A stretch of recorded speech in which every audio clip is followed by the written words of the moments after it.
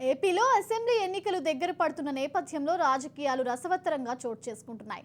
తాజాగా చంద్రబాబు ప్రశాంత్ కిషోర్ల భేటీపై మాజీ మంత్రి కొడాలి నాని కామెంట్స్ చేశారు.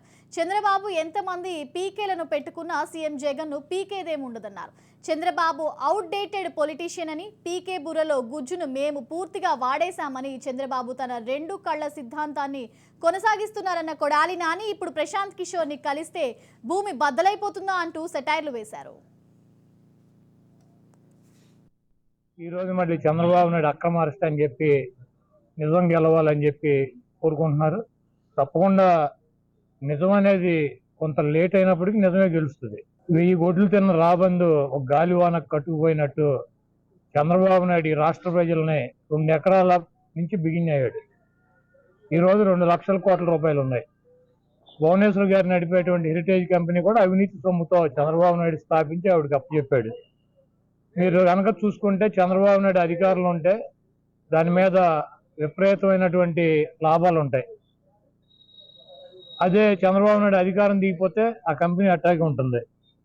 పూర్తిగా అవినీతి సొమ్ముతో కూరుకుపోయినటువంటి కుటుంబం చంద్రబాబు నాయుడు కుటుంబం.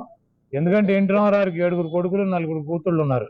చంద్రబాబు నాయుడు స్థాయిలో కానీ భువనేశ్వర్ గారి స్థాయిలో కానీ ఆ కుటుంబంలో ఎవడన్నా 5 వయసులో ఉన్నారా? ఎన్టీ రామారావు ఆస్తులు సమానంగానే పంచాడు.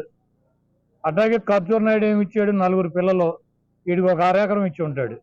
ఆ పన్ననటువంటి బీడి పొలం ఒక 1/2 ఎకరం ఇచ్చి ఉంటాడు.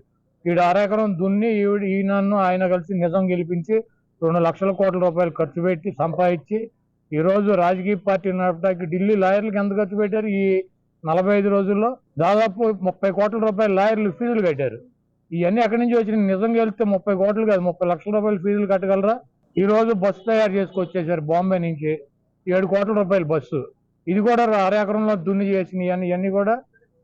కాబట్టి నిజం గెలుస్తుంది 100%. నిజం గెలవబట్టే ఆ చీటర్ 420 గాడు జైల్లో కూర్చుని ఊసలు లెక్క పెడుతున్నాడు. ఇంకా దేవుణ్ణి కోరుకోమనండి, నిజం గెలవాలని చెప్పి తిరగమని చెప్పండి. చంద్రబాబు నాయుడు ఆవిడ కోరిక కనుక నెరవేరితే చంద్రబాబు నాయుడు జీవితాంతం జైల్లోనే